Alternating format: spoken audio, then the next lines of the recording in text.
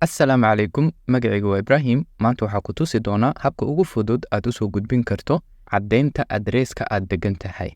Ugu horreyn, fur appka Transfer Galaxy, kadibna gudaha u gal akoonkaaga.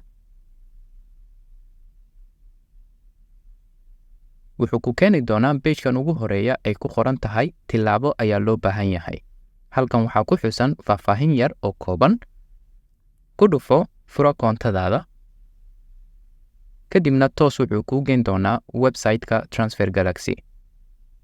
Waxaad u baahan tahay dib inaad u gasho akoonkaaga. Markii aad soo gasho akoonkaaga, wuxuu ku keeni doonaa page-kan ay ku qoran tahay codsiyada xogta.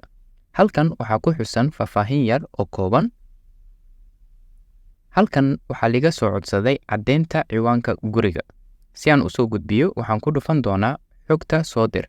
Warqadaha loo baahan yahay inaad soo gudbiso ama aad shirkadda u diri karto, halkan ayay ku xusan yihiin. Warqadaha aad soo gudbin karto ee aad ku caddeynayso adreeskaaga waxaa ka mid ah boonnada kirada aad ku bixiso oo ah warqadda kirada aad ku bixiso guriga, ama warqadda gaaska, korontada, biyaha ama taleefanka guriga, ama warqadda dhaqdhaqaaqa bangiga ama credit card-kaaga, ama warqad ka timaaday dowladda.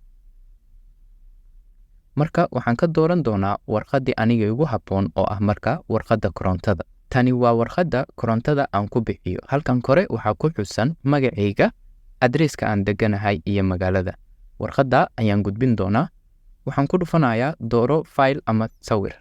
3 siyaabo ayaad u soo gudbin kartaa warqadda. Ugu horreyn, inaad ka soo saarto faylka ama meesha sawirada ay kugu keydsan yihiin. Tan labaad oo ah marka in aan sawir ka qaado haddii warqadda gacanta aad ku haysid. Tan saddexaad oo ah marka other files inaan ka soo saaro oo ka mid yahay Google Drive-ka. Waxaan dooran doonaa other files. Waxaan dooran doonaa halkii ay igu keydsaneed warqadda caddeynta ee korontada. Kadibna waxaan leeyahay open. Hadda faylkii waan doortay oo faylasha diyaarsan ayuu soo galay. Kadibna waxaan leeyahay dir. oo halkaa ayay ku dhan tahay. Salaamu calaykum waraxmatullaahi wabarakaatu.